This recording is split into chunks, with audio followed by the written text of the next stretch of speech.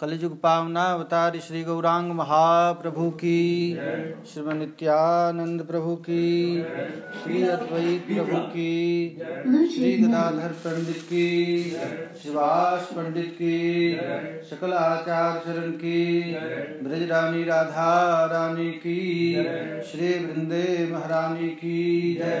जय जय श्री राधे, जय जय श्री राधे निताई गौर हरि बोल। जय जय श्री राधे। हरे कृष्णा कृष्ण कृष्ण हरे हरे, हरे राम राम राम हरे हरे।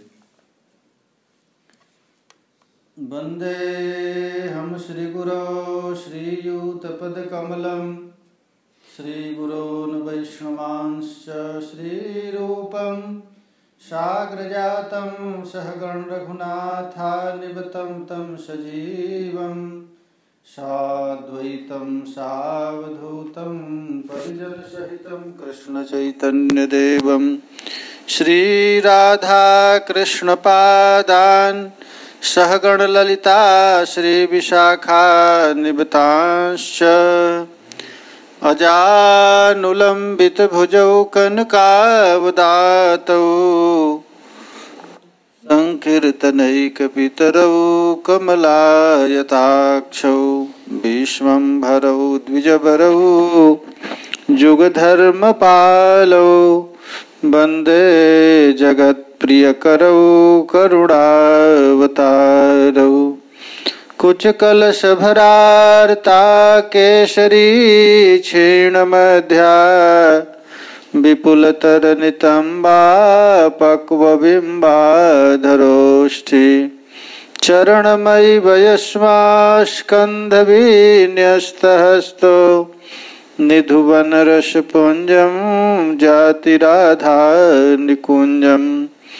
ओम नमः परमहंसास्वादित चरणकमलचिन्मकरन्दाय भक्तजनमानस निवासाय श्रीरामचन्द्राय वागीशाजस्य वदने लक्ष्मीर्जस्य च वक्षसि यस्यास्ते हृदये संवितं नृसिंहमहं भजे।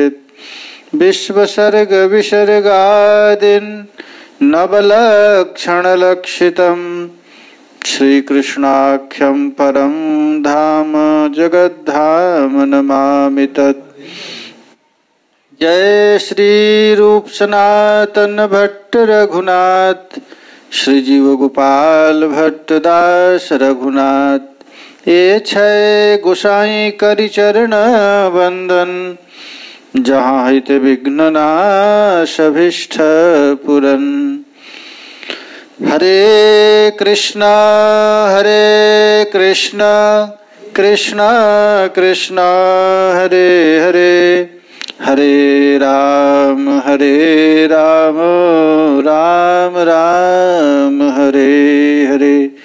जुग धर्म प्रवर्तक श्री गौरांग महाप्रभु की, श्रीमद् भागवत महापुराण की, श्री श्री गीत गोविंद की, श्री श्री गोपी गीत की जय। जय श्री राधे, जय जय श्री राधे निताई गौर हरि बोल।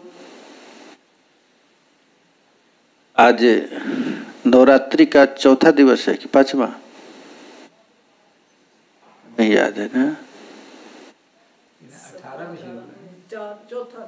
चौथा दिन है ना, चतुर्थी आज हम लोग श्रीमद् भागवत के अंतर्गत रास पंचाध्याय के 31 अध्याय गोपी गीत की कथा श्रवण करेंगे।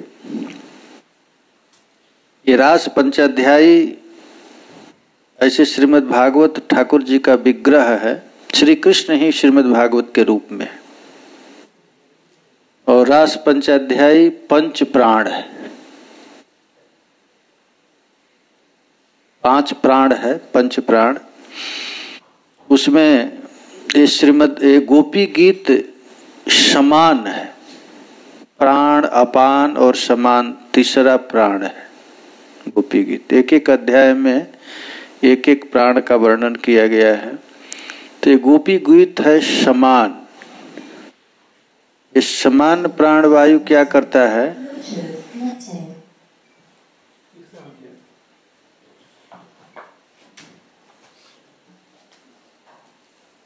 तो इस समान प्राण वायु, जैसे हम लोग भोजन करते हैं, बैठे सब बैठ जाए।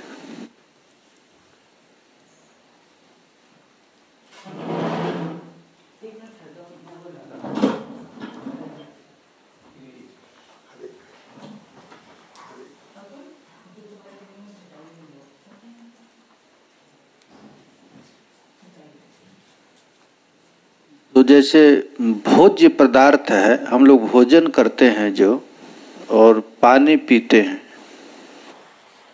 तो इन भोजन को और पानी को दोनों को मिला करके पचाता है, उसका ये समान वायु का काम है।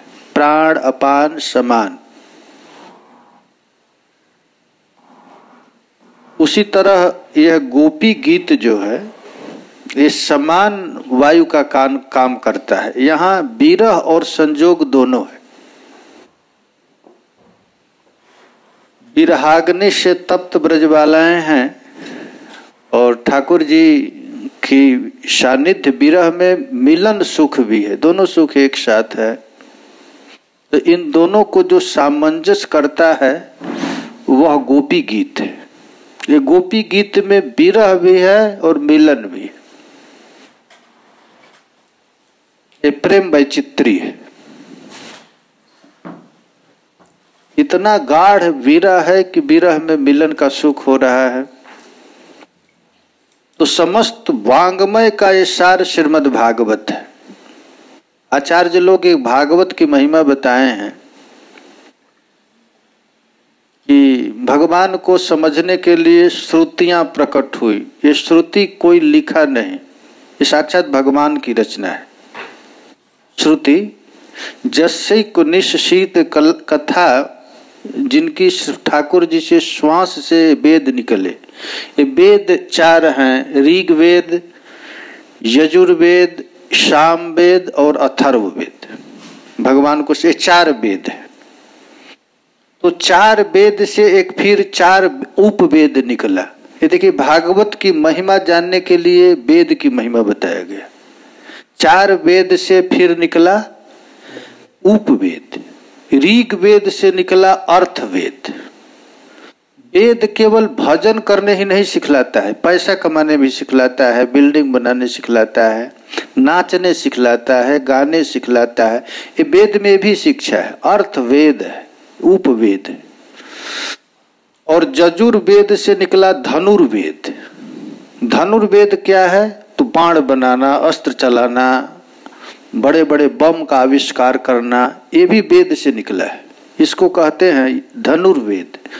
और सामवेद से निकला गांधर्व वेद। सामवेद से भी हारमोनियम बजाना, नाचना, गाना, संगीत, ये भी वेद से निकला है। इसको कहते हैं गांधर्व वेद। और अथर्व वेद से निकला आयुर्वेद। आयुर्वेद माने डॉक्टरी, रोगों की जो चिकित्सा की जाती है, ये भी निकला है वेद से। 4 वेद है और 4 उपवेद है। फिर ऋषियों ने इसी वेद को समझाने के लिए फिर 6 वेदांग निकाला। ये 6 वेदांग है। उसमें है, पहला है शिक्षा। ये मंत्र जितने भी है, मंत्र को कैसे जपा जाए, ये वेदांग में वर्णन है। इसको कहते हैं शिक्षा। फिर कल्प। कल्प क्या है? तो कल्प महाराज ये यज्ञ में विधि विधान जो बताया गया है, एक कल्प के द्वारा बताया गया है। फिर व्याकरण। हम वेद, शास्त्र, पुराण, उपनिषद पढ़ते हैं, तो पढ़ने की जो शिक्षा है, कैसे पढ़ा जाए, उसका उच्चारण कैसे किया जाए, ये वेदांग से वर्णन किया गया, व्याकरण से। फिर एक है निरुक्ति, निरुक्ति है शब्दकोश, और फिर छंद, ज्योतिष, ये सब देखिए वेदांग है, वेद का ही अंग है। इसके बाद व्यास भगवान ने इसी वेद को समझने के लिए 18 पुराण बनाए। देखिए सनातन धर्म ऐसा नहीं है, सनातन धर्म का साहित्य इतना गहन है, एक भी बात इधर उधर नहीं है। अब उसी को बताने के लिए पुराण की रचना की गई। पुराण कितना है? 18 पुराण।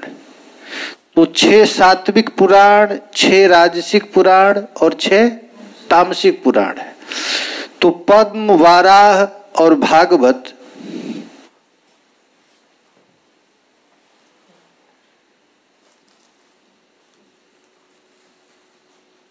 ये 6 पुराण है।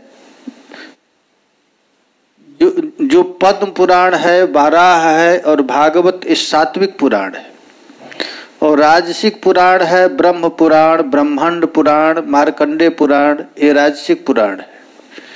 और तमोगुणी पुराण है जो स्कंद पुराण, लिंग पुराण, अग्नि पुराण इत्यादि, ये है तमोगुणी पुराण। और फिर इसको देखिए, भागवत की महिमा बताने के लिए सब ग्रंथों की रचना की गई है। वेद, वेदांग, फिर बताया गया है दर्शन। ये 6 दर्शन है। ऋषियों ने इस भागवत को और सरल बनाने के लिए 6 दर्शन बनाया। इसमें पहला है मीमांसा। ये मीमांसा क्या? ये जैमिनी जी ने मीमांसा बनाया।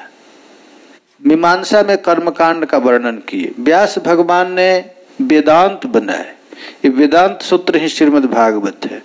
और गौतम ऋषि ने न्याय बनाया, कणाद ने वैशेषिक बनाया और पातंजलि ने योग बनाया और सांख्य योग की रचना कपिल भगवान की है। इसके बाद 2 इतिहास है। देखिए हिंदू शास्त्र का सब ग्रंथ का समन्वय भागवत में है। और इसके बाद 2 इतिहास है, एक है महाभारत और दूसरा है रामायण। ये इतिहास है, ये महाभारत इतिहास है। तो महाभारत में सब कुछ वर्णन कर दिया गया और रामायण में भी सब कुछ। आज जितना भी धर्म कर्म समाज में दिखता है यह रामायण से ही निकला है और महाभारत से निकला है। ब्राह्मण के लिए क्या धर्म है, क्षत्रियों के लिए क्या धर्म है, देवी की पूजा, सूर्य की पूजा, गणेश की पूजा इत्यादि जितनी भी पूजाएं की जाती है यह भी महाराज वेदांग से निकला हुआ है।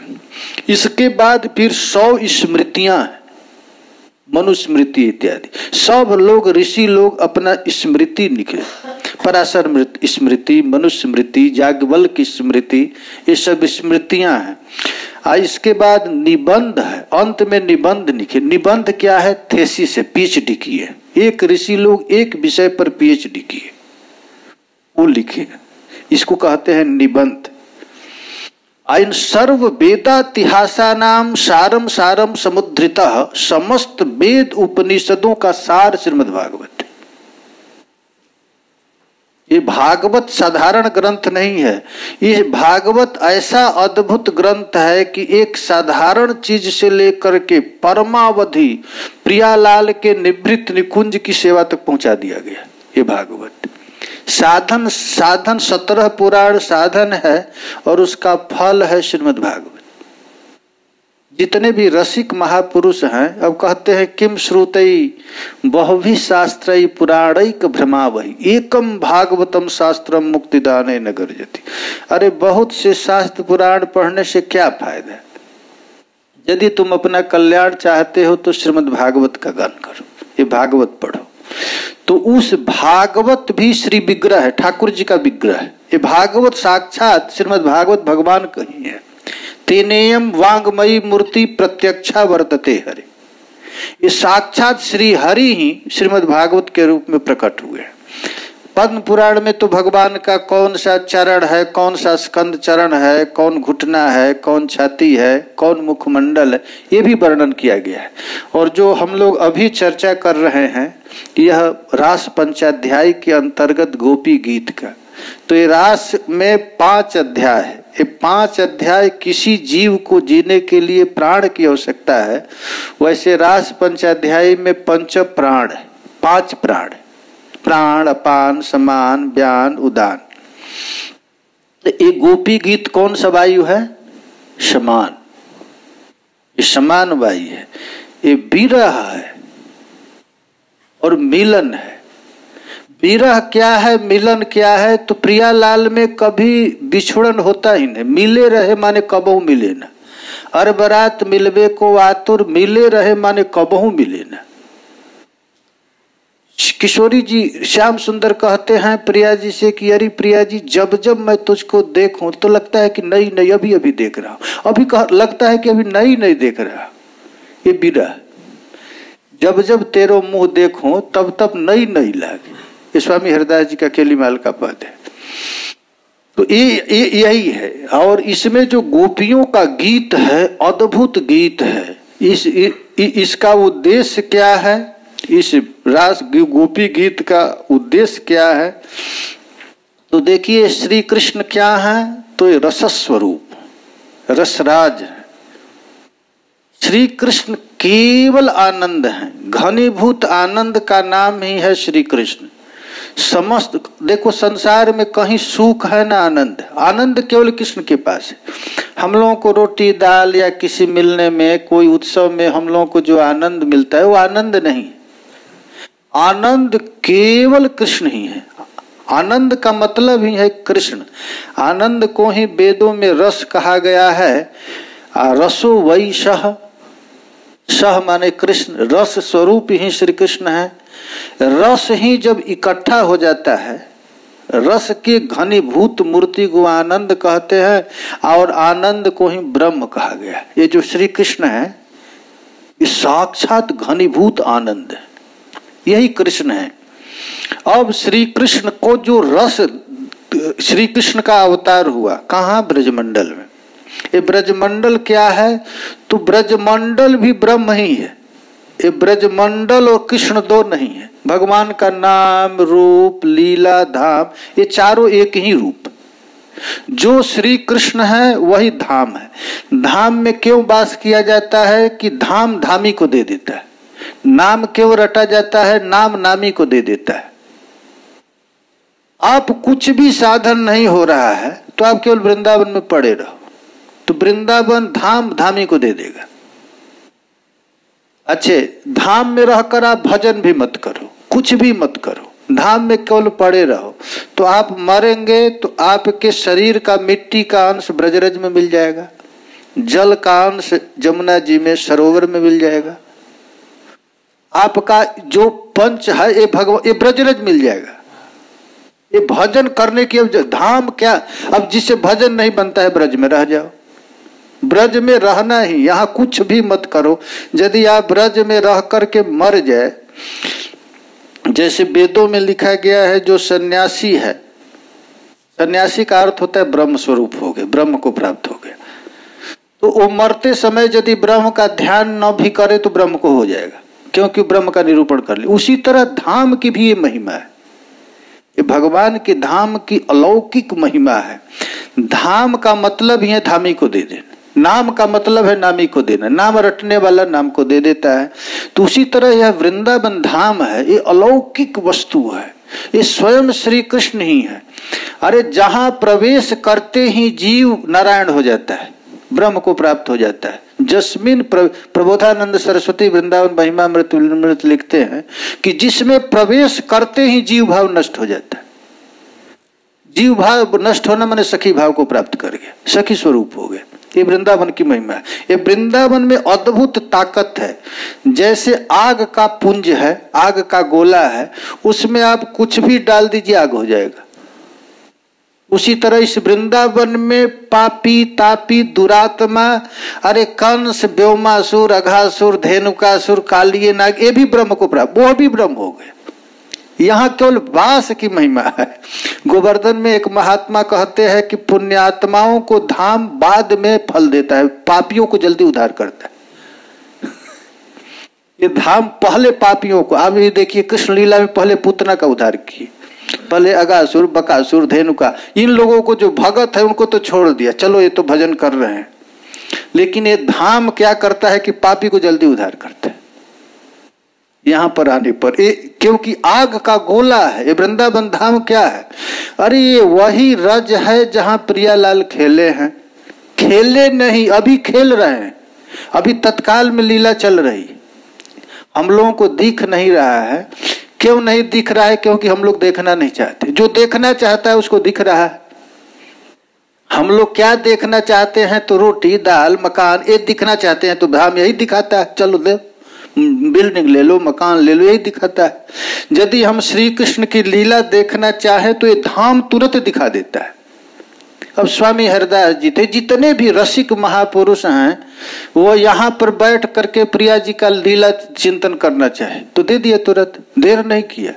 हम लोगों को भी दे देगा, लेकिन हम लोगों की चाह नहीं है इसलिए नहीं दे रहा है। क्योंकि ये वृंदावन साक्षात श्री कृष्ण की ही है। अब देखिए आचार्य गण कहते हैं, नित्य चिन्मय आनंद धाम में रास रसिक ब्रजेंद्र नंदन लादनी शक्ति श्रीमती राधा रानी के साथ रास करना चाहते हैं। ये रास कहाँ करते हैं? तो नित्य गोलोक वृंदावन में। तो उस नित्य गोलोक वृंदावन प्रकट हो गया। कहाँ प्रकट हो गया है? तो इस भौम में, भौम ब्रज में। एतस्वै आनंद स्यात् भूतानि जन्मा भूतानि यानि। ये उपनिषद में, श्वेत वृंदारण्य उपनिषद में लिखा गया है कि वही जो रास गोलोक में चलता है वही रास प्रकट किए ठाकुर जी इस वृंदावन यहाँ पर धाम में। तो क्यों प्रकट किए? कि वही रस को यहाँ पर देना है। शरद पूर्णिमा में रात्रि में गोविंद रास वासना करना चाहते हैं तो ठाकुर जी वृंदावन में आए, वृंदावन के बंसी वट पर। और बंसी वट में आकर के अब रास करने की इच्छा हुई तो रास के लिए क्या करे? तो बंसी वादन की। ठाकुर जी ने बंसी वादन किया। बंसी वादन को सुन करके जितनी भी ब्रजांगनाएं हैं, ये ब्रजांगनाएं भी महाराज एक तरह की नहीं है। 48 प्रकार के ब्रजांगनाएं हैं। कोई साधन सिद्धा, कोई ऋषिचरी, कोई श्रुतिचरी, कोई वेद के उपनाएं। भगवान श्री हरि ने जिस जिस अवतार में जो जो लीलाएं किए, उस अवतार में जो भी भक्त भगवान श्री हरि के रूप पर आकृष्ट हुआ, गोपी भाव प्राप्त किया, वो सब गोपियां बनी। तो भगवान जब बंसी वादन किए तो रोज रोज जो बंसी वादन करते थे वैसा बंसी नहीं वादन किए। आज श्री कृष्ण जो बंसी वादन किए हैं तो कैसी बंसी है? तो अनंग वर्धनम। श्री कृष्ण का जो बंसी है, निशम्य गीतम तदनंग वर्धनम ब्रजस्त्रिया कृष्ण गृहीत मानसा। आज श्री कृष्ण का जो बंसी वादन है वो कैसा वादन है? तो अनंग वर्धन। ये काम को बढ़ाने वाला। काम का अर्थ होता है प्रेम। प्रेमैव गोप रामाणाम।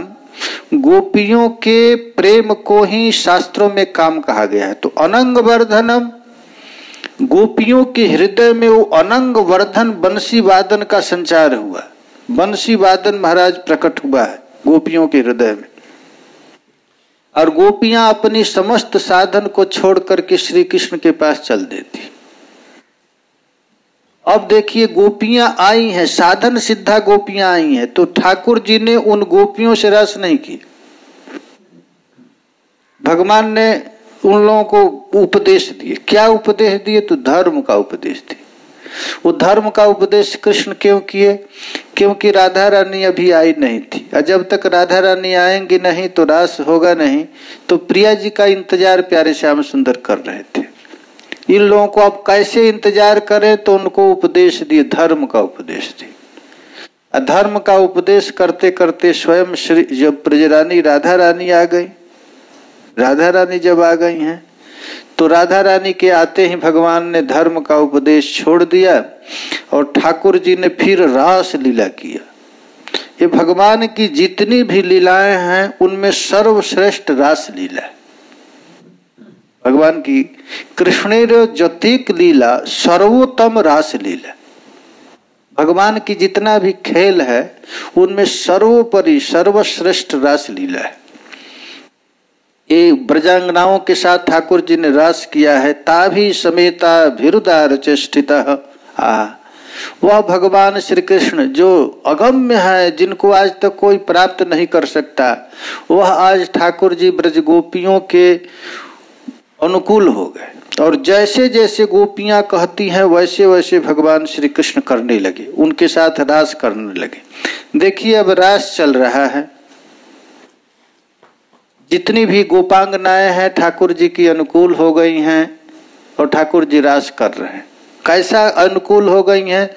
तो गोपियां महाराज ये प्रेम है, प्रेम में अभिमान नहीं होता है। अभिमानी व्यक्ति प्रेम कर ही नहीं सकता है। कोई बाप कहे अपने लड़के से डांट कर पीट करके डंडा से मार कर तुम हमसे प्रेम करो, तो प्रेम करेगा? कोई पति अपने पत्नी को पीट कर कहे तू हमसे प्रेम कर, प्रेम के लिए क्या करना पड़ेगा? झुकना पड़ेगा। बिना झुके प्रेम नहीं हो। प्रेम का स्वभाव ही है, प्रेम ऐसा देवता है कि ये झुका देता है सबको। तो महाराज ये ठाकुर जी गोपियों के से झुक गए। क्या झुक गए? तो किसी गोपी का पैर दबाने लगे। श्री कृष्ण कर रहे हैं रासलीला, किसी को पंखा कर रहे हैं, किसी को पानी पिला रहे हैं। आप लोग निधिवन में देखिए, भगवान ने कुंड खोला है, प्यास करते करते गोपी को प्यास लग गई, कहे कि मुझे प्यास लग गई। तो ठाकुर जी कहे कि बगल में जमुना जी है, जाकर पी जाओ, पानी पी लो। तो गोपी कहे कि हमको डर लगता है, कंस का अनुचर घूमता है, हम नहीं जाएंगे। भगवान ने बंसी से सरोवर खोद दिया। ललिता कुंड है ना निधिवन में, भगवान अपने हाथ से खोद करके पानी पिलाए। गोपी रास कर रही थी, रास करते करते थक गई, कहे कि अब हमको चला नहीं जाता है। तो भगवान पैर दबाने लगे। कोई गोपी कह रही है कि नाचते नाचते मैं थक गई हूं, बहुत पसीना हो गया। तो ठाकुर जी पीताम्बर से पंखा करने लगे। प्रेम में झुकना है, बिना झुके प्रेम होगा नहीं। स्वयं श्री कृष्ण किसी गोपी का चरण दबा रहे हैं, किसी को पानी दे रहे हैं, किसी को पंखा कर रहे हैं। तो ये गोपियां जो साधन सिद्धा गोपियां हैं, उनको अभिमान आ गया, अरे कन्हैया हमारा पैर दबा रहा है, अरे हमारे जैसा सौभाग्यवती कौन है। अब भक्त के हृदय में अहंकार हो गया। ये नहीं देखा कि ये प्रेम है, उसको अहंकार हो गया। तो सुखदेव जी कहते हैं, तासाम तत् सौभगमदम वीक्षमानम च केशव प्रशमाय प्रसादाय तत्रैवांतर्धीयते। ठाकुर जी ने देखा कि इन ब्रजबालाओं जिसमें कोई गंध, काम का गंध है, न क्रोध का, न लोभ का, कोई गंध नहीं है, आज हमारे भक्त के हृदय में सौभग मद हो गया। ये गोपियां इठलाने लगी, कहने लगी हमारे जैसा सौभाग्यशाली इस तीनों लोकों में कोई नहीं है। देखो तो सही, साक्षात श्याम सुंदर हमारा पैर दबा रहा है। जो साधन सिद्धा गोपियां हैं उनमें अभिमान आ गया। तो तासाम तत् सौभग मदम वीक्ष्य, इस ठाकुर जी ने उनके सौभग मद को देखा। तो ठाकुर जी सब कुछ देख सकते हैं लेकिन अहंकार नहीं देख सकते। भगवान का भोजन है भक्तों का अहंकार। ये भक्ति मार्ग है दीनहीन लोगों के लिए, जो अपने को सबसे छोटा समझे उसी को भक्ति मिलती है, अहंकारियों को भक्ति मिलती नहीं। और गोपियां कौन है? तो भक्ति की पराकाष्ठा है, जथा ब्रज गोपी का नाम। और उनके हृदय में मद आ गया। तो ठाकुर जी उसी समय प्रशमाय प्रसादाय तत्रैवांतर्धीयत, उसी समय ठाकुर जी ने अपने गोपियों के हृदय के मद को प्रशमन करने के लिए, और दूसरे तरफ ब्रजरानी राधा रानी किशोरी जी हैं। किशोरी जी देख रही हैं, अरे कृष्ण कहता है कि हमसे ही केवल प्रेम करते हैं, यहाँ तो गोपियों का पैर दबा रहा है, किसी को पानी पिला रहा है। राधा रानी को क्या हो गया? तो मान हो गया। राधा रानी रूठ गई। तो ठाकुर जी एक तीर से दो काम किए। भगवान अंतर्हित नहीं हुए। भगवान क्या हुए हैं कि राधा रानी रास को छोड़ करके रूठ करके चली गई। और बिना राधा रानी का रास हो नहीं सकता है, तो श्री कृष्ण रास स्थली को छोड़ करके चल दिए प्रिया जी का खोजने के लिए। तो ये जितनी ब्रजबालाएं हैं, इन ब्रजबालाओं का अहंकार चूर हो गया। अब श्री कृष्ण नहीं तो अब क्या। और श्री कृष्ण अब घूम करके वृंदावन के गली गली में जमुना जी के तट पर घूम रहे हैं। जमुना तीर वा नीर, जमुना जी के तीर पर ठाकुर जी अपने आंख से आंसू गिराते हुए हा प्रियाजू डोल रहे हैं। गीत गोविंद में जयदेव पंडित कहते हैं, इतस ततस्ता मनुश्रित्य राधिका मनंग बाण व्रणखिन्न मानसः कृतानुतापः शकलिंद नंदनी तटांत कुंजे निशसाद माधव। प्यारे श्याम सुंदर पागल हो गए हैं, चारों तरफ पागल होकर के राधा राधा राधा प्रियाजू प्रियाजू कहते हुए अन्वेषण कर रहे हैं। उसी समय राधा रानी प्राप्त हुई और इधर ब्रजबालाएं खोज रही हैं। ब्रजबालाएं कृष्ण को खोज रही हैं और श्री कृष्ण किसको खोज रहे हैं? राधा रानी को खोज रहे हैं। ये दो अन्वेषण चालू है। जो अब प्रिया जी सोच रही हैं, प्रिया जी के साथ पूरा अब निभृत निकुंज की लीला हुआ है। गीत गोविंद में वर्णन है, ठाकुर जी ने निभृत निकुंज में रह केलया, एकांतिक जो केलियां किए हैं वही केली पूरे जगत को मंगल प्रदान करे। जयदेव पंडित कहते हैं, और उसी केली में कुछ कुछ महात्मा लोग बस उस प्रियालाल के दिव्य नित्य विहार को ही लिए, बस अब हम मन इसको छोड़कर कहीं जाएंगे नहीं, उसी रस में निमग्न रहे। तो उसी समय प्रिया जी कहती हैं, जब दृष्टा नहीं हो, देखने वाला नहीं है, अर्थात ललितादि सखियां नहीं है, तो इस रस का आस्वादन कौन करेगा? प्रिया जी के मन में आया, श्याम सुंदर से कहती हैं, नयम माम जत्र ते मनः, जहां आपकी मन है वहां हमको ले चलिए। ऐसा कहे तो श्याम सुंदर प्रिया जी को अपने कंधे पर चढ़ाना चाहिए। आरोह्यता मिति, तुम आरोहण करो, चढ़ लो। अब श्याम सुंदर के कंधे पर प्रिया जी चढ़ना चाहिए और प्रिया जी प्यारे श्याम सुंदर की उस अद्भुत प्रेम का अनुभव करने लगी। और श्याम सुंदर हमसे इतना प्यार करते हैं, अपने कंधे पर चढ़ाएंगे। इतना कृष्ण का प्रेम चढ़ा, मादनाख्य महाभाव में राधा रानी आ गई कि वही आकर के बेहोश होकर के गिर गए। प्रिया जी वहां पर गिर गई हैं। अंक स्थिते विदयते किमपि प्रलापम हा मोहनेति मधुरम विदधत्य कस्मात्। प्रिया जी के एक एक नाम लेकर श्यामानुराग मद बिहवल मोहनांगी श्यामा मणिर जयति कापि निकुंज देवी। प्रिया जी प्यारे श्याम सुंदर की याद करके वहीं बेहोश होकर के गिर गई हैं और गिर करके जब पद गाई हैं वहीं श्याम सुंदर है, श्याम सुंदर कहीं गए नहीं। इतना गाढ़ प्रेम चला, इतना बृहद प्रेम कि उस प्रेम में प्रिया जी बिहवलांगी हो गई, बिहवल होकर के गिर गई हैं और गिर करके कही हैं, हा नाथ रमण पृष्ठ क्वासी क्वासी महाभुज दास्यास्ते कृपणाया में सखे दर्शय सन्निधि। श्याम सुंदर वहीं पर हैं, छिप गए और छिप करके प्रिया जी के प्रेम का अवलोकन कर रहे हैं। प्रिया जी का कैसा प्रेम। उसी समय सब ब्रज गोपियां आ गई कृष्ण को खोजते खोजते, उसी समय गोपियां आई। तो देखिए बहुत बड़ा काम हुआ है। यदि ये गोपियां श्री कृष्ण को राधा रानी के साथ देखती तो सबतिया डा हो जाता। इसीलिए थोड़ा सा एक क्षण के लिए वियोग किया। वियोग में दो काम किए ठाकुर जी, एक तो अपना प्रेम देखे और दूसरा गोपियों को दिखाए कि देखो तुम लोगों के विरह में और राधा रानी के विरह में कितना अंतर है। तुम लोग विरह में तो इधर उधर डोलती है, हे पेड़, हे तुलसी तुम कल्याणी, हे तुलसी तुम बताओ, हे बट, हे बागड़ बताओ। और प्रिया जी हमारे विरह में बोल भी नहीं सकती, बेहोश होकर जड़ता को प्राप्त हो गई। तो राधा रानी को श्री कृष्ण से कितना प्यार था यह भी गोपियों को दिखाना था। और इसके साथ साथ भगवान भी उनके प्रेम का आस्वादन करना था। और ठाकुर जी भी कहीं भगे नहीं है, वहीं पे ठाकुर जी नील साड़ी ओढ़ करके गोपी बन करके उन गोपियों के साथ ही बैठे। और वही देखिए, एक गोपी गीत की यही महिमा है कि इसमें राधा रानी भी है, कृष्ण भी है, गोपियां भी हैं, और सब मादनाख्य महाभाव में हैं। और वहीं से अब गोपियां महाराज गीत गाना प्रारंभ करती। अब गोपियां गीत गाती। कैसे गीत गाती हैं? तो सबके साथ जयति तेधिकं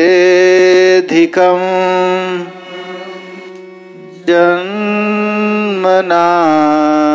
ब्रज श्रयत इंदिरा शस्वदत्रहि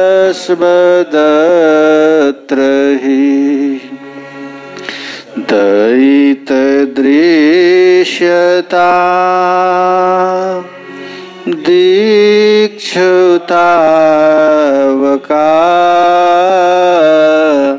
स्त्वयि धृता शव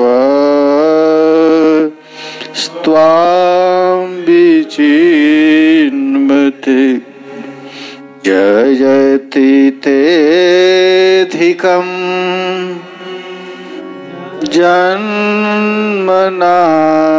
ब्रज श्रयत इंदिरा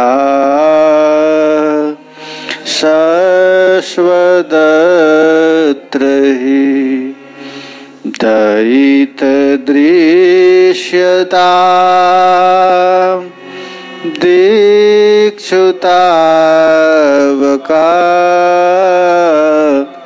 स्त्वयि धृता शव स्त्वां विचिन्वते। गोपिका ऊचुः, ये सब गोपियां एक साथ बोल रहे, ये ब्रजबालाएं गा रही। देखिए, एक गीत नहीं है, रोल विरह में गीत नहीं गाया जाता है।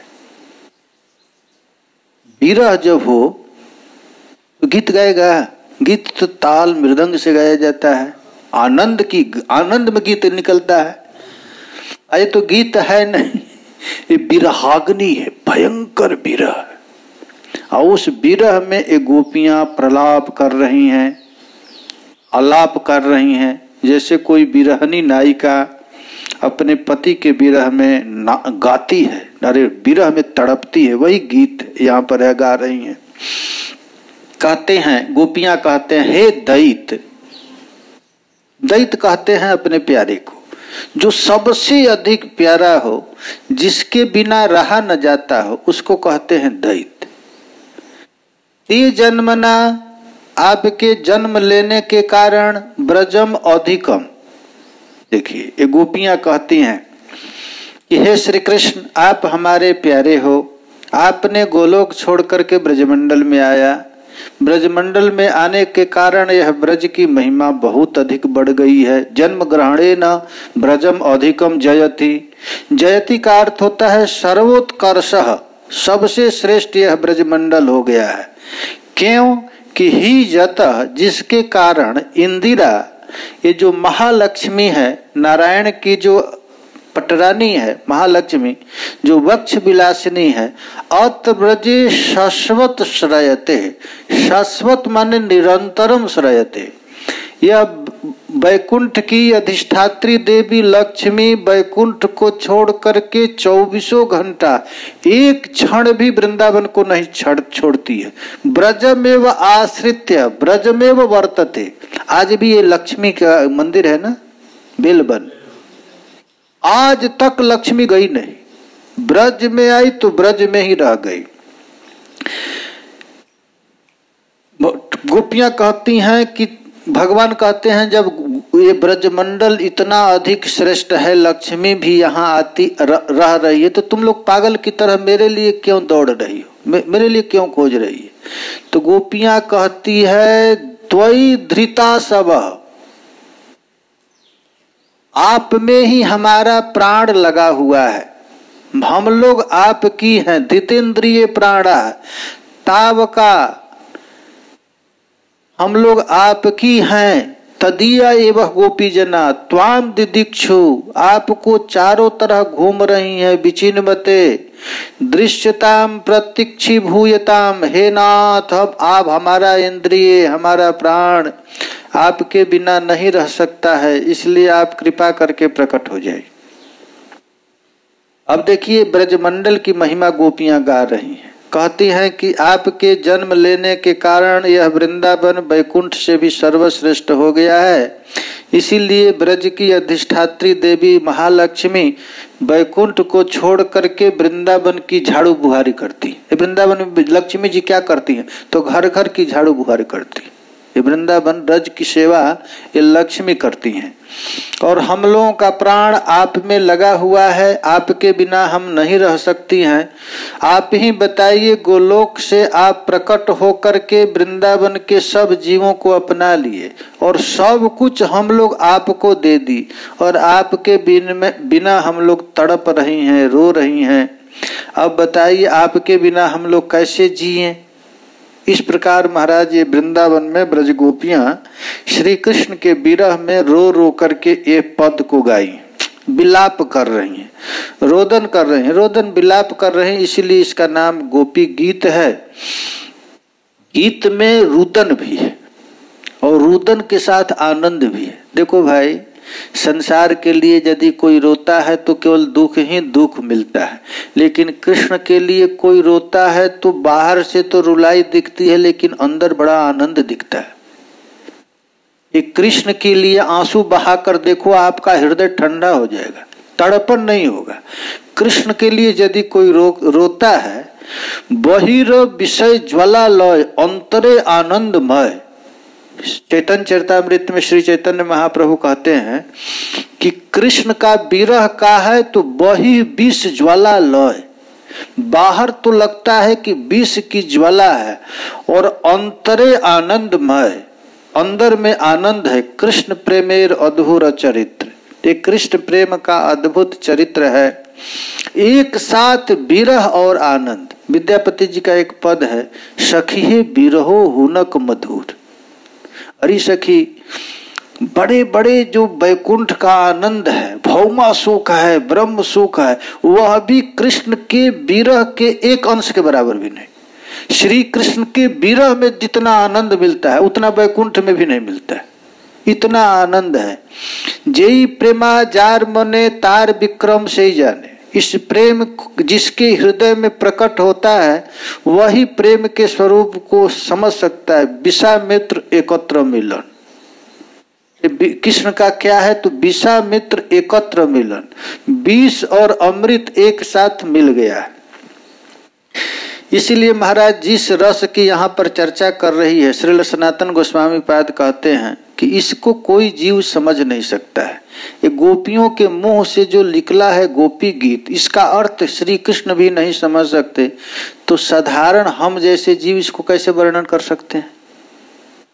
श्री जीव गोस्वामी कहते हैं कि कृष्ण प्रेयसी महाभागवती ब्रजबालाओं के वाक्य का अर्थ कृष्ण भी नहीं जानते।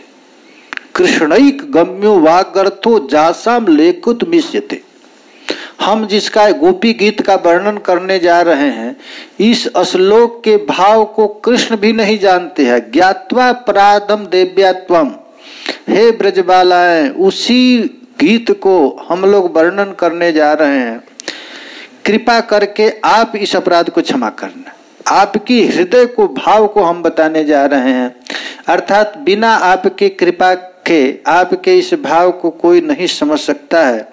इसलिए आप कृपा करके आप हमको वो कृपा कर दीजिए, अपराध को क्षमा कर दीजिए।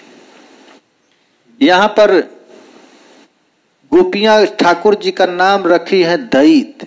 दैत का अर्थ होता है महाराज, दा होता है देना, दयते अनुकंपते इति दैत्य। जो अनुकंपा करे उसका नाम है दैत। और गोपियां कहती हैं कि हम अनुकंपा के पात्र हैं, हम इतने कष्ट में हैं, इतने दुख में हैं, आपके विरह में हम जीवित नहीं रह सकते। तो भगवान कहते हैं कि भाई विरह में तो कोई जीवित रह नहीं सकता है, तुम लोग कैसे चल रही हो, कैसे बोल रही हो, तुम्हारा प्रेम तो सच्चा नहीं है, क्योंकि निष्कैतव रहितम प्रेम यह संसारे न भवति, यदि भवति तदा विरहो न भवेत्। देखो भाई, निष्कपट प्रेम संसार में हो ही नहीं सकता। संसार का जितना भी प्रेम है एक कपट का प्रेम है। माँ को अपने बेटे से कैसा प्रेम है? तो कपट का प्रेम है। बाप को अपने पुत्र से कपट का प्रेम है, स्त्री को अपने पत्नी से कपट का। निष्कैतव रहितम प्रेम यह संसारे न भवति, निष्कपट प्रेम इस संसार में हो ही नहीं सकता है। यदि कदाचित हो गया, किसी से निष्कपट प्रेम हो गया तो वो विरह नहीं सहन कर सकता है, और यदि कदाचित उसका विरह हो जाए तो जीवित नहीं रह सकता। तो भगवान कहते हैं तुम लोगों का तो प्रेम कपट है, क्योंकि निष्कपट प्रेम यदि तुम लोगों का होगा तो कैसे जीती है। तब गोपियां कहती हैं कि हम लोग इसीलिए जीवित हैं क्योंकि आपकी मिलने की आशा बनी हुई है। हम लोगों को ऐसा लग रहा है कि आप हमको छोड़ेंगे नहीं, आप हमको हम मिलेंगे, इसीलिए हम लोग अभी धृत आसवः, हमारा प्राण आप में लगा हुआ है, इसीलिए हम आपको छोड़ नहीं सकती। क्योंकि ये गोपियां अकैतव कृष्ण प्रेम जिन जाम्बू नौद हेम हेन प्रेम नृलोके न है। चैतन्य चरितामृत में श्री चैतन्य महाप्रभु कहते हैं निष्कपट प्रेम क्या है, जाम्बू नद हेम गाढ़ा सोना महाराज। इस नृलोक में, इस संसार में प्रेम कभी संभव ही नहीं। प्रेम क्या है? तो प्रेम साक्षात श्री कृष्ण है। प्रेम का मतलब ही कृष्ण। इस संसार में कदाचित जो प्रेम दिखता है उसको प्रेम नहीं। यदि है तार जोग, ना है तार वियोग। यदि किसी का जोग हो गया, ऐसा प्रेम हो गया, तो ना है तार वियोग, फिर उसका वियोग नहीं होगा। अब वियोग हैले क्यों ना जीव। एक साधारण देखिए, पानी मछली को पानी से प्रेम है, पानी से मछली को निकाल दीजिए, मछली जीवित रहेगी? नहीं जीवित रहेगी। एक साधारण मछली को पानी से प्रेम है, वो पानी के बिना जीवित नहीं रह सकती। और यदि किसी को संसार में किसी व्यक्ति से प्रेम हो जाए, उसका विरह कदापि हो नहीं सकता। अब वियोग हैले क्यों न जिया। वियोग होने के बाद महाराज कोई जीवित नहीं हो सकता है। आत्म सुख दुख गोपी नाही को विचार। कृष्ण, गोपियां इसीलिए जीवित हैं कि श्री कृष्ण के हृदय में उनका प्राण रखा हुआ है। श्री कृष्ण के बिना वो लोग जीवित नहीं रह सकती हैं, और श्री कृष्ण के मिलन की इतनी बलवती आशा है कि ये गोपियों को खींच लाएगा। कृष्ण सुख हेतु चेष्टा मनोव्यवहार, कृष्ण सुख के लिए ही ब्रजबालाएं अपने मन को बुद्धि को लगाई हैं। कृष्ण बिना आर सब करी परित्याग। कृष्ण के बिना एक ब्रजबालाएं सब कुछ छोड़ दी है, और कृष्ण के सुख के लिए ही उनका अनुराग है। यहां तक कि गोपी अपने शरीर की भी खाती हैं, पीती हैं, श्रृंगार करती हैं, तो निश्चित समझना चाहिए कि वो कृष्ण के लिए ही कर रहे हैं, कृष्ण के सुख के लिए ही। अपने शरीर की भी जो सेवा करती हैं तो कृष्ण के लिए। यही देह कैलुआ में कृष्ण समर्पण, तार धन तार यही संभोग साधन। ये श्री कृष्ण का सुख का साधन हमारा शरीर है। जैसे श्री कृष्ण के लिए कोई आरती प्लेट धोता है, नैवेद्य बनाता है, उसी तरह गोपियां अपने शरीर को सज धज कर श्रृंगार करती हैं, क्योंकि यह श्री कृष्ण के, ये शरीर श्री कृष्ण के लिए है। यही देह दर्शन स्पर्श कृष्ण और संतोष। इस शरीर से कृष्ण को दर्शन मिले, संतोष मिले, प्रेम मिले, इसीलिए ये गोपियां महाराज इस शरीर को धारण करती हैं। धारण करने का अर्थ यही है, श्री कृष्ण हम लोगों से मिले। यहाँ पर हे दीन दयार्द हे मथुरानाथ कदावलोक्य से, माधवेंद्र पुरी ने श्री कृष्ण के विरह में जब तड़प रहे हैं, रो रहे हैं, तो रोते समय आपने यही श्लोक गाया कि हे कृष्ण, अब तुम्हारे बिना हम लोगों का एक क्षण युग के समान व्यतीत हो रहा है, कृपा करके तत्काल दर्शन दो। कदावलोक से हृदयम तदावलोक कातरम दैतम भ्राम्यतिम किम मरो करो में हम। आपके दर्शन यदि नहीं होता है तो हमारा मन, हमारी इंद्रियां, हमारा बुद्धि, हमारा प्राण पागल की तरह दौड़ रहा है। आप कृपा करके हमारा जान को बचा लो, हम तुम्हारे बिना नहीं रह सकती हैं। इस प्रकार महाराज ये गोपियां विप्रलंब भाव में उन्मत्त होकर के श्री कृष्ण का अन्वेषण कर रही हैं। और अन्वेषण करते करते महाराज ये वृंदावन की अधिक महिमा को गा रहे। इस श्लोक में सबसे अधिक वृंदावन की महिमा है। जयति तेधिकम ब्रज, ये ब्रज की महिमा है। महाराज पुराणों में तो ऐसी कथा है कि श्री कृष्ण जब द्वारिका जाते थे, श्री कृष्ण जब हस्तिनापुर दिल्ली में जाते थे इंद्रप्रस्थ में, तो इंद्रप्रस्थ में श्री कृष्ण सबसे अधिक प्रेम अर्जुन से करते थे। और कभी कभी श्री कृष्ण घूमते घूमते जमुना जी के तट पर आ जाते, तो जमुना जी बह कर कहाँ जा रही हैं? वृंदावन। दिल्ली से कहाँ जा रही हैं? वृंदावन जा रही हैं।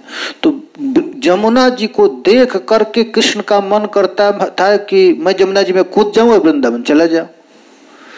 और वृंदावन को देख करके कभी कभी घंटों जमुना जी के तट पर बैठ करके कृष्ण रोते और रो रो करके कहते, हे जमुना, तुम राधा रानी से ये कह देना, तुम नंद बाबा से, गैया से, गोप से, ललितादि सखियों से ये बात कह देना। घंटों रोते रहते थे। श्री अर्जुन को देख करके रहा नहीं जाता था।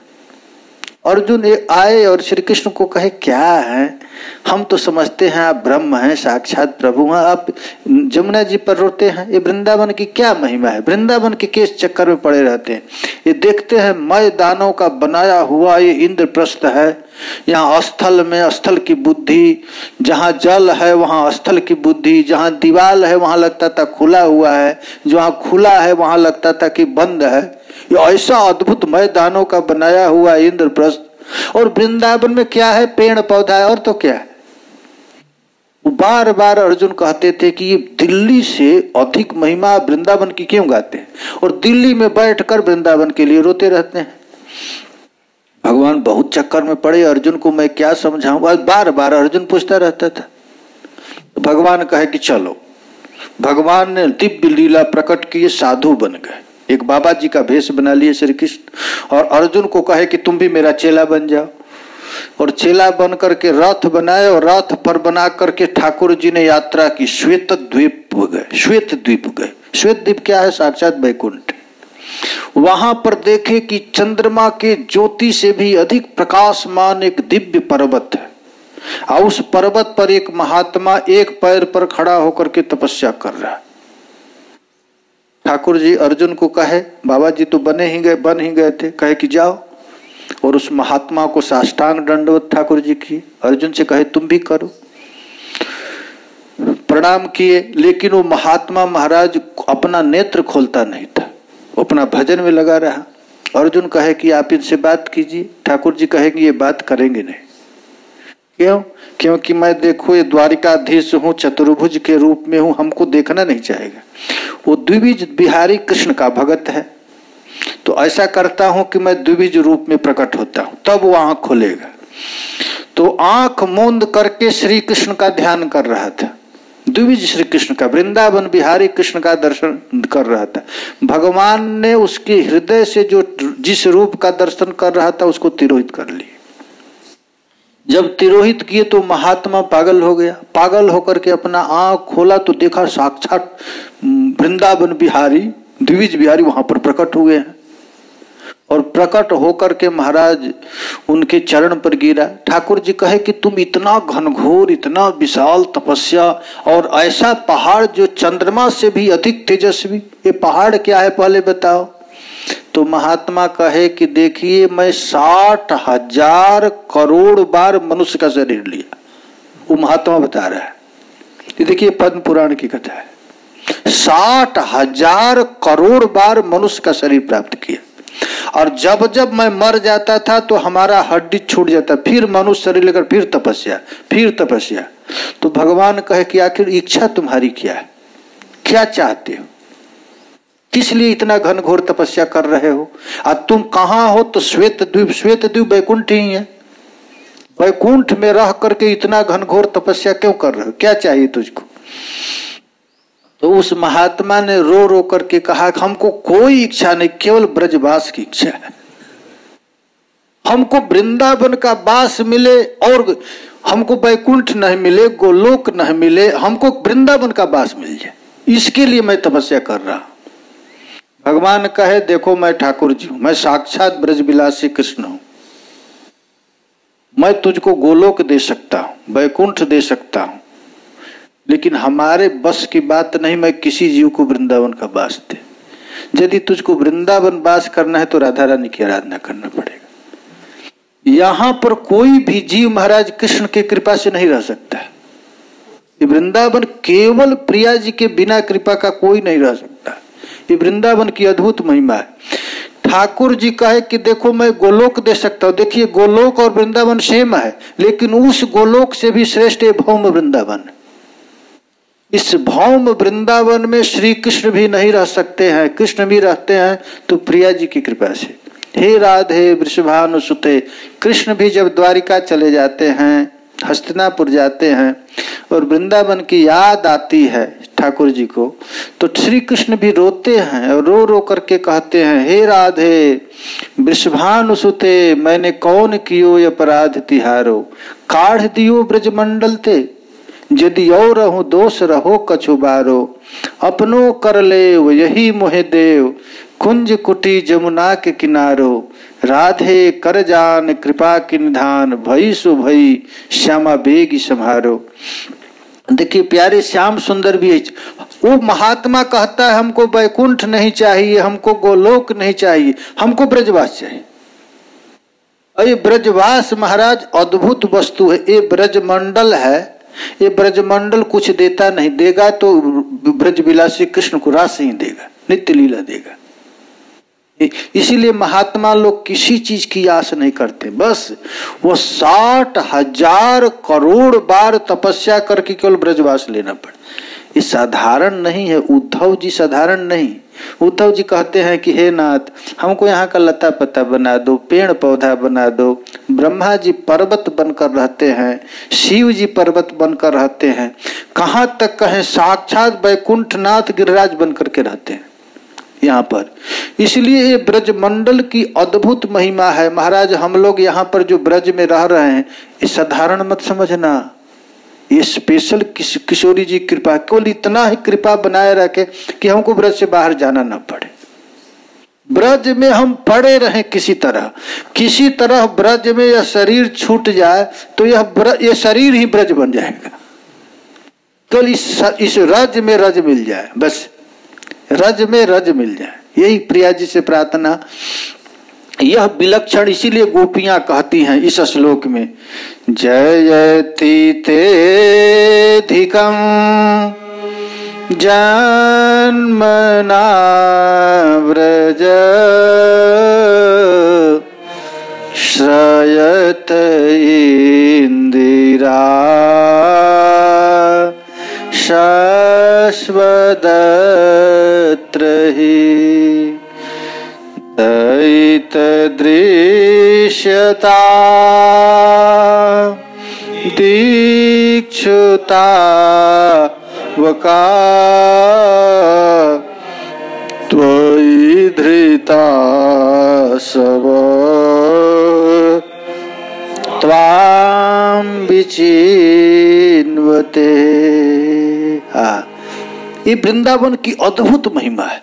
एक महात्मा कहते हैं कि हे श्री कृष्ण तुम्हारा तो बहुत अवतार हुआ, राम का, कृष्ण का, बराह का बहुत अवतार हुआ, लेकिन इतनी महिमा, कृष्ण जैसी महिमा किसी अवतार का है? क्यों? क्योंकि तुम्हारा जन्म ब्रज में हुआ इसलिए तुम्हारी महिमा है। ते जन्मना ब्रजम अधिकम जयति न, अर्थात ब्रज में तुम्हारा जन्म हुआ है इसलिए तुम्हारी अधिक महिमा हो गई है। कृष्ण की भी महिमा अधिक है ब्रज में होने के लिए।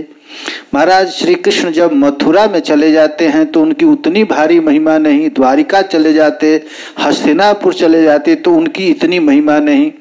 एक महात्मा वृंदावन में रहते और रहकर उनका यही काम करता था, पंचकोशी वृंदावन का परिक्रमा करते, उनका यही काम था, हमेशा परिक्रमा करते। एक दिन जा रहे थे, जाते जाते बाएं दृष्टि में, वृंदावन से बाएं महाराज बड़ा दिव्य सुगंध निकला।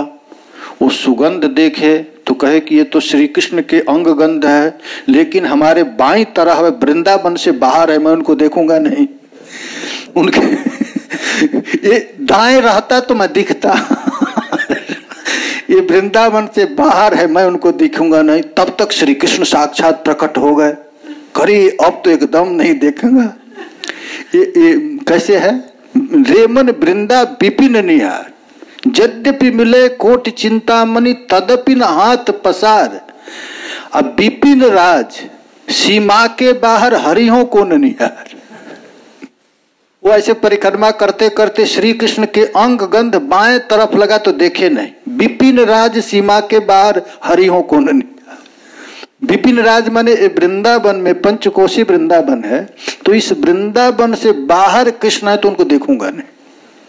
ऐसे निष्ठा है महाराज ब्रजमंडल की। वही गोपियां कहती हैं कि हे नाथ, आपका ब्रजमंडल में जन्म होने के कारण आपकी अधिक महिमा बढ़ गई। ये मत समझिए कि वृंदावन की महिमा बढ़ी, वृंदावन की महिमा तो शाश्वत है। देखो भाई, ये ब्रजरज है ना, ये तीन ब्रह्म है। एक जगन्नाथ जी का जो भात है ना, ब्रह्म, अन्न ब्रह्म, जल ब्रह्म, साक्षात ब्रह्म ही गंगा जल के रूप में बहता है। और ये ब्रजरज है। जितना दिन ठाकुर जी रहे, कभी महाराज जूता चप्पल पहने नहीं, बिना पद त्राण के ठाकुर जी वृंदा विपिन में घूमते रहे। तो यहाँ के रज में श्री कृष्ण का रज, राधा रानी का रज, गोपियों का रज, रसिकाचार्यों का रज, रज रज लगा हुआ है। इसलिए ये वृंदावन की महिमा अद्भुत हो गया है। इसलिए ब्रज गोपियां कहती हैं बस श्रयत इंदिरा सस्वदत्त ही। देखो भाई, सारे दुनिया में लक्ष्मी की पूजा होती है ना, सब लोग लक्ष्मी की पूजा करते हैं, ब्रह्मा विष्णु इंद्र सबको लक्ष्मी चाहिए। लेकिन यहाँ लक्ष्मी क्या करती है? झाड़ू लगाती है। आज तक हमको ब्रज का वास मिले। श्रयत इंदिरा शाश्वदत्र ही, इसमें ही शब्द है। अत्र, अत्र माने यही, ही माने निश्चित रूप से ही। आप फिर कहते इंदिरा, शाश्वत का अर्थ होता है कि 24 घंटा लक्ष्मी यही रहती है, जाती नहीं है। इस ब्रजमंडल में हे नाथ, हम आपके हैं, आपके हैं। दैत दृश्यताम दीक्षुताव का, आपके होकर के और इतने कष्ट पा रहे हैं। हमारा मन, हमारा प्राण, हमारी इंद्रियां केवल आप में ही लगी है। त्वाम विचिन्वते, आपको हम लोग खोज रही हैं। इसलिए हे नाथ, जल्दी हमारा प्राण की रक्षा कर दो, एक बार दर्शन दे दो। बस यहीं पर हम लोग विश्राम, आज का श्लोक रहेगा। कल से हम लोग थोड़ा थोड़ा आगे, आज 12:30 बजे तक, कल 1 बजे तक करेंगे, ठीक है। जय, एक पद गा लीजिए। जय जय श्री राधे ब्रजरानी राधा रानी की जय, श्री लाडली लाल की जय, श्री प्रिया प्रियतम की जय।